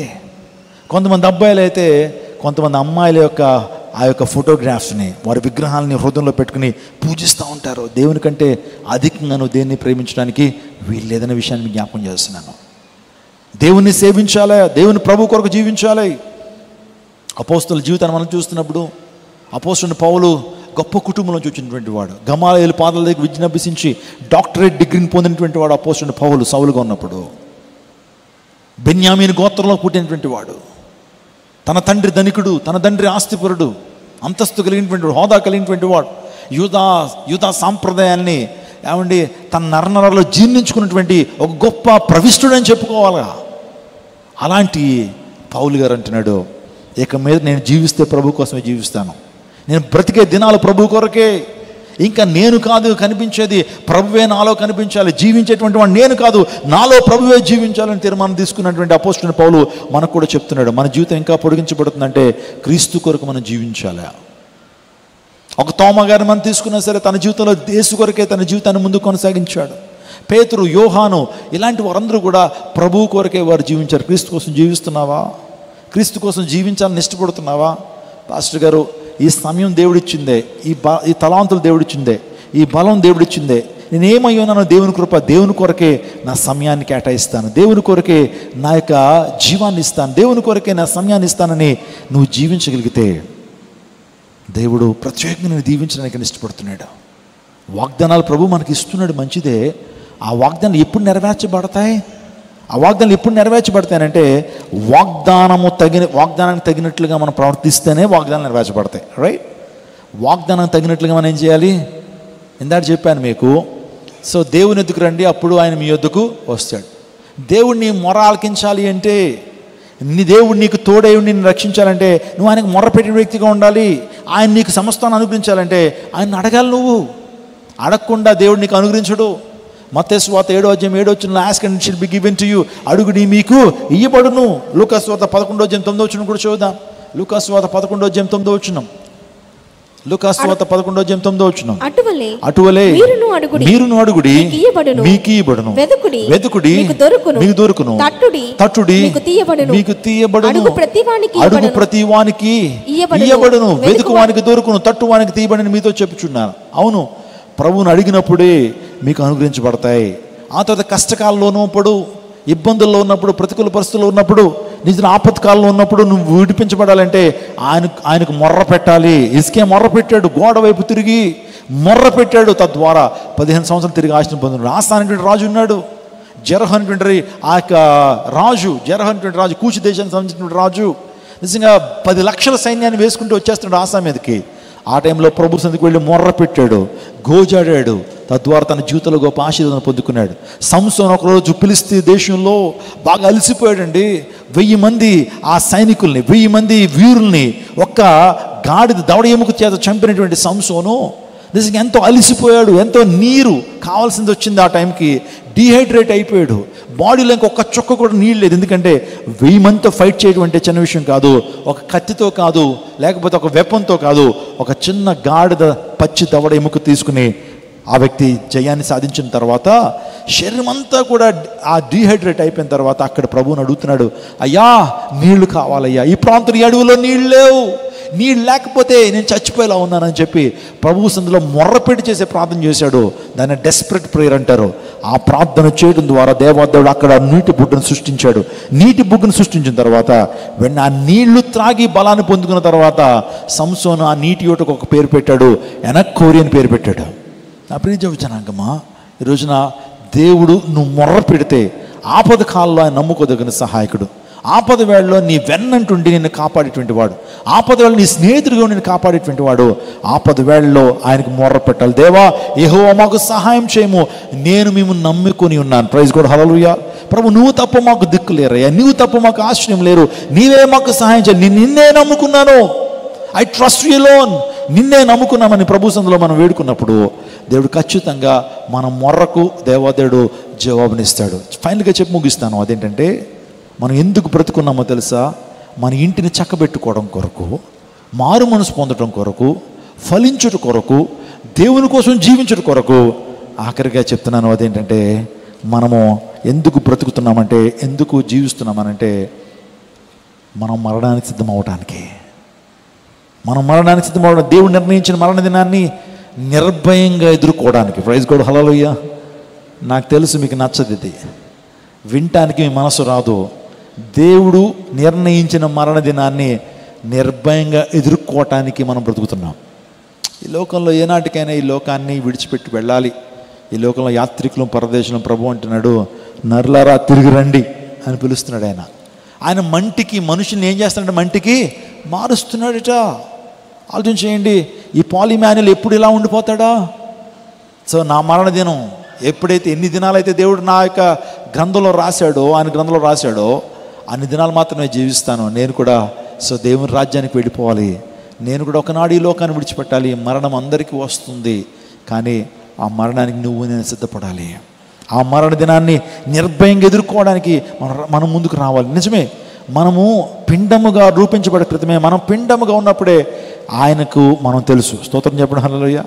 అంటే పిండము వాస్తవానికి తల్లి గర్భంలో ఆ పిండాన్ని మొదటి రోజున ఆ చిన్న అణువుని ఏమని పిలుస్తారంటే జైగోట్ అంటారండి, జైగోట్ అంటారు. సో ఆ చిన్న కణాన్ని కూడా ప్రభువు చూసాడట. ప్రభువుకి తెలుసంటే మనం అర్థం చేయండి, ప్రభువుకు మనందరం తెలుసు. ఎందుకంటే ఆయన రాజ్యం నుంచే, ఆయన యొక్క సముఖం నుంచే మనందరం కూడా వచ్చాం. మన డిఎన్ఏ తెలుసు ఆయనకి, మన ఆర్ఎన్ఏ తెలుసు, మన సమస్తం, మన ఎనాటమీ అంతా కూడా ప్రభువు తెలుసు. నిజమే, పొద్దున్న పరలోక రాజ్యానికి వెళ్ళిన తర్వాత దేవుడు పేరు పెట్టి పిలుస్తాడంటే డిఎన్ఏ పెట్టి పిలుస్తాడు. ఆ డిఎన్ఏ అంటే వ్యక్తుల్లో మాత్రమే వస్తారు. ప్రతి డిఎన్ఏ డిఫరెంట్గా ఉంటుందండి. ఇక్కడ ఇంతమంది ఇన్ని వేల మంది ఉన్నారు, ప్రపంచంలో ఇన్ని కోట్ల మంది ఉన్నారు. డిఎన్ఏస్ ప్రత్యేకంగా ఉంటాయి. ఎవరి డిఎన్ఏ మరొక డిఎన్ఏతో సిమిలర్గా ఉండదు, అది ప్రత్యేకంగా ఉంటుంది. దేవుడు అంత ప్రత్యేకతనిచ్చాడు. మన శరీరంలోంచి వాసన ప్రత్యేకంగా ఉంటుంది మరొక వ్యక్తికి. ఆ తర్వాత మన ఐబాల్, మన యొక్క కళ్ళలో ఉండే ఐబాల్ మనకు తెలుసు. ఆ కనుబొమ్మ కూడా, కనుగుడ్లు కూడా ప్రత్యేకంగా ఉంటుంది. అందులో బట్టే ఎయిర్పోర్ట్స్కి వెళ్ళిన తర్వాత, లేకపోతే ఎక్కడన్నా ఎయిర్పోర్ట్స్కి వెళ్తున్నప్పుడు, ఇమిగ్రేషన్స్కి వెళ్తున్నప్పుడు మన ముఖాన్ని ఫోటో తీయరు కానీ మన కళ్ళని ఫోటో తీస్తారు వాళ్ళు. ఎందుకంటే కళ్ళు ప్రత్యేకంగా ఉంటాయి. So eyes are working as passwords. So ఈరోజున ఈ పాస్వర్డ్స్గా పనిచేస్తాను. మీలో మొబైల్ ఉన్నాయి కదండి, ఏమంటాయి మొబైల్కి పెట్టుకుంటారు, ఏంటది ఏమండి? వేరే వాళ్ళు చూస్తే నీ మొబైల్ ఓపెన్ అవుతుందా? నీ కళ్ళే. ఈ ప్రపంచంలో మరి ఏ కళ్ళుతో చూసినా సరే నీ మొబైల్ ఓపెన్ అవుతుంది, నీ కళ్ళుతో చూస్తే నీ మొబైల్ అవుతుంది. అంటే కంటిని దేవుడు ప్రత్యేకంగా నిర్మించాడు. ఇలా ప్రత్యేకత ఇచ్చాడు. ఆయన గొప్పతనం అండి అది. ఆయన సృష్టి యొక్క గొప్పతనం. ఒక ఆర్టిస్ట్ తీసుకుంటే బాబు 20 బొమ్మలు వేయమన్నాం అనుకోండి, వరుసగా 20 బొమ్మలు వేసిన తర్వాత ఖచ్చితంగా 4-5 బొమ్మలు సిమిలర్గానే ఉంటాయి, 4-5 బొమ్మలు ఒకలాగే ఉంటాయి. కానీ దేవుడు క్రియేషన్ ఎలా ఉంటుంది తెలుసా? ఎన్ని కోట్ల మందిని దేవుడు నిర్మిస్తున్నారు. రేపు మనకు పుట్టేటువంటి బిడ్డలు, యవనస్తులకు పుట్టే బిడ్డలు, వారు కూడా ఈ ప్రపంచంలో మరొక వ్యక్తికి సిమిలర్గా ఉండరు. అంటే దేవుని యొక్క అద్భుతమైన నిర్మాణం, అసలు దేవుని యొక్క నిర్మాణం గురించి ఆలోచించి పిచ్చెక్కిపోద్దండి. ఇంత వైవిధ్యంగా దేవుడు ఎలా క్రియేట్ చేస్తున్నాడు. దట్స్ ద నాలెడ్జ్, అది దేవుని యొక్క జ్ఞానం. That's the wisdom of God. మనకు అంతు చిక్కదు. గర్భంలో చూలాలి, గర్భంలో ఆ శిశువు యొక్క ఎముకలు ఎలా తయారవుతున్నాయి ఎవరికి అర్థం కాదు. ఆ చిన్న కణంలోంచి ఎముకలు ఎలా వస్తున్నాయి, ఆ చిన్న కణం నుంచి ఆ యొక్క అవయవాలు ఎలా నిర్మాణం అవుతున్నాయి, గుండె ఎలా నిర్మాణం అవుతుంది, ఆ ఊపిరితిత్తులు, కాలేయం, మెదడు, ఇవన్నీ ఇక్కడ ఎలా నిర్మాణం అవుతున్నాయి. God's amazing wisdom and knowledge. దేవుడు అంటున్నాడు, నరులారా తిరిగి రమ్మని నేను ఆజ్ఞాపిస్తున్నాను. ఈ ఉదయకాల సమయంలో నా ప్రియదేవచనాగమా, మన జీవితాల్లో దేవుడు నాకు ఇచ్చిన పనిని పూర్తి చేస్తాను. నాకిన్న సమయంలో దేవుడు నాపై పెట్టిన బాధ్యతను నమ్మకంగా నేను చేస్తాను. ఒక నిశ్చయత మనం ఉందాం. గురి వద్దకే పరిగెట్టాలని నిశ్చయత మనం జీవిద్దాం. సో విశ్వాసం కర్తవ్య దాన్ని కొనసాగించుకుని క్రీస్తు వైపు చూచు ఈ పందెపు రంగంలో ఓపికగా పరిగెట్టాలని, నా పరుగు కడముట్టించుతుని అనే తృప్తి, ధైర్యంతో కలిగి ఆయన సంధికి చేరాలనేటువంటి ఆశతో మనం బ్రతుకుదాం. కాబట్టి ఇంకా బ్రతుకున్నామంటే దేవుని కొరకు జీవించాలని, ఇక మీదట నేను జీవించేటువంటి వాడిని నేను కాదు కానీ ప్రభువే నా పక్షాన్ని జీవించాలని కోరుకుందాం. దేవుడు మన జీవితంలో ఒక పర్పస్తో మనం కలుగు చేశాడు. What is the purpose? ఎప్పుడైనా గమనించావా? 2025లో ఎప్పుడైనా దేవుని అడిగా, lord what is my purpose in my life? నా జీవితానికి ఉన్న పరమార్థం ఏంటి? ఎందుకు నేను బ్రతుకుతున్నాను? నా స్వాంతాన్ని సంతృప్తిపరచుకోవడం కొరక? ఇంకా ఎంజాయ్ చేయాలా? ఎంజాయ్ చేయనటువంటివి ఇంకా చాలా టూర్లు వేయాలి ప్రభువా, చాలా టూర్లు చూడాలి. ఆల్రెడీ రేపొద్దున ఊటీ వెళ్తున్నారట, నేను ఊటీకి వెళ్ళాలి, కొడైకెనాల్ వెళ్ళాలి, స్విట్జర్లాండ్ వెళ్ళాలి, ఇవి భర్తీ ఉండిపోయినాయి. సో అఫ్కోర్స్, కానీ అన్నిటికంటే ప్రాముఖ్యంగా what is your purpose? What is your purpose? నీ పర్పస్ ఏంటి? నేను చెప్పనా, ఒకటి, నువ్వు దేవునితో సాంగత్యం చేయటం అనేది దేవుని ఉద్దేశమై ఉంది. దేవుడిని సృష్టించుకుందే అందుకు, ఆయనతో సహవాసం చేయాలి. ఆయనతో ఇహపరలోకాల్లో కూడా, ఇక్కడే మాత్రమే కాదు, రేపొద్దున పరలోక రాజ్యం ఆయనతో సహవాసం అనుకుంటుంది. ఈ లోకంలో కూడా దేవునితో సహవాసం చేయాలి. ఆయనతో సహవాసం చేస్తే మనకు మేలు జరుగుతుందా లేకపోతే కీడు జరుగుతుందా? ఏమండి, యేసయ్యతో సహవాసం చేస్తే మేలు జరుగుతుంది. నువ్వు దుష్ట సాంగత్యం చేసావు అనుకోండి, దుష్టులతో సాంగత్యం చేస్తే నీకు మేలు జరుగుతుందా కీడు జరుగుతుందా? ఖచ్చితంగా కీడే జరుగుతుంది. దుష్ట సాంగత్యం మంచి నడుని ఏం చేస్తుంది? చెరుపుతుంది. కాబట్టి దేవునితో సహవాసం చేస్తే నీ జీవితంలో మేలు జరుగుతుంది కదా, మేలు జరుగుతుంది. అలాగనే సమాధానం కలుగుతుందని దేవుని లక్షణిస్తూ ఉంది.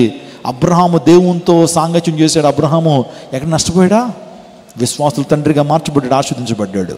కాబట్టి నీ జీవితంలో the first purpose of your life is to make friendship with God.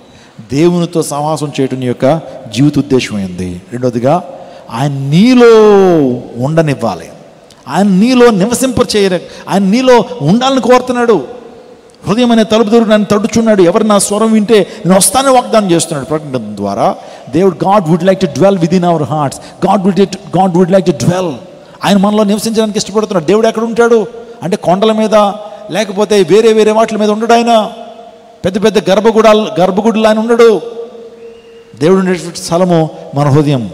మన హృదయమే దేవుని ఆలయం కాబట్టి హృదయంలో ఆయన నివసించాలనుకుంటున్నాడు. మూడవదిగా దేవుడు మనల్ని ఎందుకు కలుగు చేశాడు అనంటే మన ద్వారా దేవునికి మహిమ రావాలి. ఇంకా జీవించడం అనేటువంటిది మనం కాదు, కానీ దేవుని కొరకు మనం జీవించినప్పుడు ఆయన నామానికి మహిమ. నువ్వు ఎక్కడున్నా సరే దేవునికి మహిమ తీసుకొస్తున్నావా? నువ్వు ఏ ప్రాంతంలో ఉన్నాయి ఆ ప్రాంతంలో దేవునికి మహిమ తీసుకొస్తున్నావా? నాకు దానియేలు గుర్తు వస్తాడు. దానియేలు ఎక్కడున్నా సరే దేవుని నామానికి మహిమార్థకరంగా జీవించాడు. బాబిలోన్ కింగ్డమ్లో ఆ వ్యక్తి ఉన్నాడు, బబులోన్ సామ్రాజ్యంలో ఉన్నాడు. నెబుకద్నెజర్ అనేటువంటి గొప్ప రాజు దగ్గర ఒక చిన్న ఉద్యోగిగా ఉన్నాడు. తను అంటున్నాడు రాజుతో, ఒక పర్పస్ కలిగి జీవించాడు. రాజా, నీ ఆహారం మాకు వద్దు. ఎందుకు తెలుసా? నీ ఆహారము విగ్రహాలకు బలిచ్చిన ఆహారము. మాకు నాన్ వెజిటేరియన్ వద్దు, మాకు చికెన్ మటన్ ఫిష్లు వద్దు, కూరగాయలు పెట్టు చాలు. ఆ తర్వాత మేము మద్యపానం సేవించాం అని చెప్పి కూరగాయలు జస్ట్ పళ్ళరసాలు తిని పళ్ళరసాలు త్రాగి అందరికంటే శ్రేష్టమైన తేజస్సుతో వారు వెలిగిపోయారు. వారి జ్ఞానం చాలా గొప్పది. నిజంగా రాజు సైతం ఆశ్చర్యపోయాడు. ఆ తర్వాత ఒక సంతకం చేయబడింది. ఏంటి ఆ సంతకం? ఆర్డినెన్స్ మీద సంతకం చేయబడింది. ఏంటో తెలుసా? దేవుణ్ణి తప్పించి ఆ రాజుని తప్పించి ఎవరు ఏ దేవుని పూజించినా సరే వారు సింహబోన్లో వేయబడతారని ఒక ఆర్డినెన్స్ వచ్చింది. అది విన్నప్పటికీ కూడా దానియేలు తన జీవితంలో ఒక నిబద్ధత కలిగి, దానియేలు తన జీవితంలో దేవుని నామాన్ని మాత్రం మహింపరచాలని, సో ఆ యొక్క ఆర్డినెన్స్ వచ్చినా సరే యెరూషలేము వైపు తన కిటికీలను తెరిచి ముమ్మారు ప్రార్థన చేశాడు దానియేలు. అందుని బట్టి దానియేలు బహుప్రియుడు, దానియేలు నమ్మకస్తుడు, దానియేలు ప్రార్థనాపరుడు, దానియేలు పరిశుద్ధమైనటువంటి జీవితాన్ని జీవించాడు. దానియేలు తన జీవితంలో ఒక ఉద్దేశాన్ని కలిగి జీవించాడు. దానియేలు తన జీవితంలో కొన్ని ప్రిన్సిపల్స్ కలిగి జీవించాడు. ప్రిన్సిపల్స్కి వ్యతిరేకంగా వెళ్ళలేదు. అవును, మన జీవితంలో కూడా ప్రిన్సిపల్స్ కలిగి ఉండాలి. దేవుని కొరకు కొన్ని ప్రిన్సిపల్స్ పెట్టుకోవాలి. నేను చెడ్డ వాటిని నేను చూడను, నా కళ్ళతో చెడ్డ వాటిని నేను చూడను అనే ప్రిన్సిపల్స్ పెట్టుకోవాలి. చెడ్డ వ్యక్తులతో సాంగత్యం చేయండి, అపహాసకులు కూర్చొని చోట నేను కూర్చును అని కొన్ని ప్రిన్సిపల్స్ నువ్వు పెట్టుకున్నప్పుడు ఆ ప్రిన్సిపల్స్ నీ జీవితంలో ఉన్నతమైన స్థానానికి నడిపిస్తాయి. చెప్పండి, మనం బ్రతుకున్నామంటే దేని కొరకు? చెప్పండి, మనం బ్రతుకున్నామంటే మొదటిది ఏంటి? మన ఇంటిని చక్కబెట్టుకోవడం కొరకు. మనం బ్రతుకున్నామంటే మారు మనసు పొందడం కొరకు. ఏ మారు మనసు? జీవార్థకరమైన మారు మనసు, రక్షణార్థమైనటువంటి మారు మనసు. మనం బ్రతుకున్నామంటే మనం ఫలించాలి. ఫలించడం వల్లే దేవునికి మహిమ తీసుకురాగలుగుతాం. ఆ తర్వాత మన జీవితాల్లో ప్రభువు కొరకు జీవించడం కొరకే మనం బ్రతుకుచున్నాం. ఐదవదిగా ప్రభు యొక్క రాకడి దినం కొరకు, ప్రభువుని ఎదుర్కొనటం కొరకు, ప్రభు యొక్క దినంలో మనం కూడా ఉండు నిమిత్తము మన మరణ కొరకు సిద్ధపాటు కలిగి జీవించడానికి మన ఈ లోకలు బ్రతుకుతున్నాం. ఇప్పుడు ఎవరన్నా ఎందుకు బ్రతుకుచున్నావు అన్నారనుకోండి, 5 చెప్పేయండి. ఈ 5 చెప్పేసేయండి. నా ఇంటిని ప్రతిరోజు చక్కబెట్టుకుంటాను, నేను నా దేవునికి ఇష్టడుగా నేను బ్రతుకుతాను, నా దేవుని కొరకు వీలైతే నా సమయాన్ని, నా తలాంతులను, నా ధనాన్ని, వీలైతే నా ప్రభువు కొరకు నా ప్రాణాన్ని అర్పిస్తాను. ఎంతోమంది వారి ప్రాణాన్ని అర్పించారు. ఎంతోమంది వారి ప్రాణాలను అర్పించారు. ఈక్విడార్ అనే ప్రాంతానికి నిజంగా గుంపు బయలుదేరారు. అందులో ఒక దేవుని సేవకుడు, 6 స్నేహితులండి ఉన్నతమైన విద్యను అభ్యసించారు. వారు ఈక్విడార్ అనే ప్రాంతానికి వారు వెళ్ళారు. వెళ్ళిన తర్వాత అక్కడ చక్కగా స్వార్థ ప్రకటిస్తూ ఉన్నప్పుడు ఒకరోజు వారికి చక్కటి బహుమానాలు ఇస్తూ ఉన్నప్పుడు వారు యాక్సెప్ట్ చేశారేమో అనుకున్నారు. కానీ ఒకరోజు వారు ఒక చోట స్నానం చేస్తూ ఉన్నప్పుడు నిజంగా ఆ యొక్క ఈక్విడార్ అనే ప్రాంతంలో ఆకా గ్రూప్ అనే ఒక గ్రూప్ ఉన్నారు. ఆటవీకులండి, నరమాంస భక్షకులు వచ్చి బళ్ళాలతో పొడిచి చంపేస్తున్నారు. వాస్తవానికి వారి దగ్గర ఆకా గ్రూప్ దగ్గర చాలా షార్ప్ ఆ బళ్ళాలు ఉన్నాయి. వీరి దగ్గర రివాల్వర్స్ ఉన్నాయి. ఆ టైంలో ఒక్కసారి కనుక రివాల్వర్ ఓపెన్ చేసి, గన్ ఓపెన్ చేసి ఫైర్ ఆన్ చేస్తే అక్కడి నుంచి తప్పించుకోవచ్చు. కానీ వాళ్ళు ఏమనుకున్నారు తెలుసా? మనం గనక వీళ్ళని చంపేస్తే తర్వాత వచ్చేటువంటి వారికి సువార్త ద్వారాలు తెలవడం. వీళ్ళు చంపేసే వ్యక్తులు అనుకుంటారు కాబట్టి ప్రాణత్యాగం చేసేసారండి, ప్రాణత్యాగం చేసేసారు. 6 కూడా దేవుని కోసం ప్రాణాలు అర్పించారు. ఎందుకు తెలుసా? ఈక్వెడార్ అనే ప్రాంతంలో 5 men who had heart to reach this unreached savages of South America deep in Amazon jungle and made contact with them in 1956. మీరు చూస్తున్నారు ఆ యొక్క వ్యక్తుల్ని. జిమ్ ఎలియట్, మీరు చూస్తున్నది ఈ 5 అండి. ఈ 5 ఒక రకంగా మెడికల్ డాక్టర్స్, ఉన్నతమైనటువంటి విద్యను అభ్యసించినటువంటి వారు. వీరు అమెజాన్ ఫారెస్ట్, మీరు ఈక్వెడార్ అనే ప్రాంతానికి వెళ్తే కనుక ఆ ప్రాంతంలో భయంకర ఆటవీకులు ఉంటారు. వారు ఎవరంటే ఆకా గ్రూప్ అనేటువంటి వారు. మనుషుల్ని నరమాంస భక్షకులు వాళ్ళు. అటువంటి గ్రూప్లోకి వెళ్ళి దేవుని స్వాత ప్రకటించడానికి వెళ్ళారు. వారి యొక్క జీవితాన్ని ప్రాణంగా పెట్టారు, ఉద్యోగాలు రాజీనామా చేశారు. అలాంటి ఆకా గ్రూప్ దగ్గరికి వెళ్ళి వారి ప్రాణాన్ని అర్పిస్తే, వారు ఎప్పుడైతే బళ్ళాలతో పొడుస్తున్నాడో వారి పాకెట్స్లో ఏమున్నాయి? రివాల్వర్స్ ఉన్నాయండి. నిజంగా ఆ రివాల్వర్స్తో ఏం చేయొచ్చో తెలుసు, వాళ్ళని చంపి ప్రాణాలను కాపాడుకోవచ్చు. కానీ they didn't do like that. ఒకవేళ ఇదే చేస్తే కనుక మిగతా వారికి స్వాత ప్రకటించలేము. వీళ్ళ చంపేసేవారే అనుకుంటారు. ఇంకెప్పుడు కూడా యేసయ్య నామం ఈ ప్రాంతంలో మహిమపరచబడదు, వారు యేసయ్య తెలీదు వారి గురించి చెప్పి ప్రాణత్యాగాలు చేశారు ఈ 5. తర్వాత ఎలిజబెత్, జిమ్ ఎలియట్ యొక్క భార్య ఉంది, తన పేరు ఎలిజబెత్. తను వచ్చి మొత్తం ఆకా గ్రూప్లో స్వాతంత్రం ప్రకటించింది. బికమింగ్ ఎలిజబెత్ ఎలియట్, ఈమెనండి తన భార్య, జిమ్ ఎలియట్ యొక్క భార్య. ఏమండి, భర్త చనిపోయాడని ఫీల్ అవ్వాలా. నా భర్త ఒక మిషన్ కోసం వెళ్ళాడు, యేసే స్వాత ప్రకటించడానికి వెళ్ళాడు, ప్రాణత్యాగం చేశాడు. నేను తన మిషన్ని, తన లెగసీ నేను క్యారీ ఫార్వర్డ్ చేయాలి అని చెప్పి ఈమె వెళ్ళింది. ఆ ఆకా భాష నేర్చుకుంది. ఎన్నో సందర్భాల్లో ఈమెను చంపడానికి ప్రయత్నం చేశారు. అయినప్పటికీ కూడా ప్రభు కోసం నిలిచింది. బ్రతికితే యేసయ్య కోసం బ్రతుకుతాం, యేసే స్వార్థను ప్రకటించడం కోసం బ్రతుకుతామని తీర్మానం తీసుకున్నటువంటి ఎలిజబెత్ ఆ ప్రాంతానికి వెళ్ళి సువార్త ప్రకటించి అనేక 100 మందిని దేవుని సేవకులుగా మార్చేసింది. గట్టిగా చప్పలు కొడుతూ దేవుని నామమున మహిమపరచండి. యవనస్తుడా, దేవుని సేవ చేయటం అనేది భారంగా తీసుకుంటున్నావా? నాకేదో పాస్టర్ గారి నుంచి ఏదో రివార్డ్ రావాలని చేస్తున్నావా? నాకు ఏం వస్తుందని ఆలోచన చేస్తున్నావు? దేవుని పరిచయం చేయంటే ఎందుకు చేయాలి? మాకు రికగ్నేషన్ ఉంటుందన్నా. ఎవరి నుంచి కావాలి నీకు రికగ్నేషను? ఎవరి నుంచి కావాలి గుర్తింపు?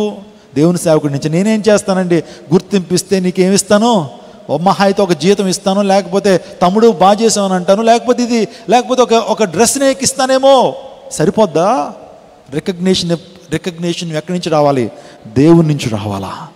ఈరోజున ఇలాంటి మిషనరీలు అందరూ కూడా వారి జీవితాన్ని పణంగా పెట్టిన ఏమి లేదండి అని వారికి. Gym Elliot is a medical doctor, 2 చేతుల్లో సంపాదిస్తాడు. కానీ ఈక్వెడార్ అనేటువంటి దీవులకు వెళ్ళాడు, తన ప్రాణాన్ని అర్పించాడు. Jim Elliot in the territory of Akash దగ్గరికి వెళ్ళాడు. మీరు చూస్తున్నారు, ఇలాంటి వారు ఒక్కరు కాదు, 2 కాదు, అనేక మంది ఉన్నారు. నువ్వు ఒక చిన్న పని చేసి రికగ్నేషన్ కోరుకుంటావు. మరి ఇలాంటి వారు ఎలాంటి పరిచర్య చేశారో, వారు ప్రాణత్యాగాలు చేశారో, దేవుని యొక్క సువార్తను ప్రకటించారు. నా ప్రియ దేవుని మన జీవితాల్లో నీ సమయాన్ని ప్రభువుకి ఇవ్వండి. ఈ సంవత్సర కాలంలో సమయం ఇవ్వటం. లోకానికి ఇచ్చావు కదా, పాపానికి ఇచ్చావు. ఆ తర్వాత అపవిత్రమైన కార్యాల కోసం గంటల తరబడికి ఇస్తున్నావు టైము. దేవుని కార్యాల కోసం 1 గంట ఇచ్చి ఎంత పని చేశాను అనుకుంటున్నావు? సినిమాలు చూడడానికి చూసావు గంటల తరబడి. ఆ సినిమా చూసేటువంటి 10% దేవునికి ఇవ్వగలుగుతున్నావా నువ్వు? లోకంలో ఉన్నటువంటి వ్యక్తుల కొరకు గంటలు స్పెండ్ చేసావు. దేవుని కార్యాల కొరకు చెమటోడ్చడం ద్వారా నువ్వేం నష్టపోయావు? దేవుని పరిచయం చేయడం ద్వారా నష్టపోవు, దేవుని స్వార్థ ప్రకటించడం ద్వారా నష్టపోవు. దేవుడు నీకు గొప్ప ఆశీర్వాదం ఇస్తాడు. ఎవరైతే దేవుని స్వార్థ పనిలో, ఎవరైతే వారి జీవితాన్ని ప్రభు కోసం అర్పిస్తారో, వారి సమయాన్ని ప్రభుకి ఇస్తారో, వాళ్ళ కోసం ఏముంది? జీవకిరీటం ఉంది. ఒక్క మాటను మీతో చదివించి నేను ప్రార్థన చేస్తాను. ఒక్క మాటను మీతో చదివిస్తాను. అదేంటంటే 2వ తిమోతికి రాసిన పత్రిక 4వ అధ్యాయం. 2వ తిమోతికి రాసిన పత్రిక 4వ అధ్యాయం 6-8 వచనాలు చూద్దాం. 2వ తిమోతికి రాసిన పత్రిక 4వ అధ్యాయము. 2వ తిమోతికి రాసిన పత్రిక 4వ అధ్యాయం 6-8. నేను ఇప్పుడే పానార్పణముగా పోయబడ్డాను. ఏంటి పానార్పణముగా పోయబడటం అంటే ఏంటి? నేను వెడలిపో కాలం సమీపమై ఉన్నది. అపోస్తలుడైన పౌలు తిమోతికి తన ఆత్మీయ కుమారుడికి రాస్తున్నాడు. నేను వెడలిపో కాలం సమీపమై ఉన్నది, మంచి పోరాటము పోరాడి తిని, నా పరుగు కడ ముట్టించి తిని, విశ్వాసము కాపాడుకుంటుని, ఇక మీద నా కొరకు నీతి కిరీటం ఉంచబడి ఉన్నది. ఆ దినమందు నీతిగల న్యాయాధిపతి అయిన ప్రభువు అది నాకు మాత్రమే కాకుండా తన ప్రత్యక్షతను అపేక్షించి వారందరికీ అంటే అపోస్తలుడైన పౌలు మంచి పోరాడినటువంటి నాకు మాత్రమే కాదు, తన ప్రత్యక్షతను అపేక్షించిన ప్రతి ఒక్కరికి కూడా దేవుడు ఆ నీతి కిరీటాన్ని ఇవ్వబోతున్నాడు. నా ప్రియ జనగమా, ఉదయకాల సమయంలో అందరూ మాట చెప్దామా? నేను యేసు కొరకు జీవిస్తాను. చెప్పండి, యేసయ్య కొరకు జీవిస్తాను. తల వంచుని ప్రార్థన చేసుకుందాం. ఇక నేను జీవించేది నా కొరకు కాదు కానీ క్రీస్తు కొరకు జీవిస్తాను.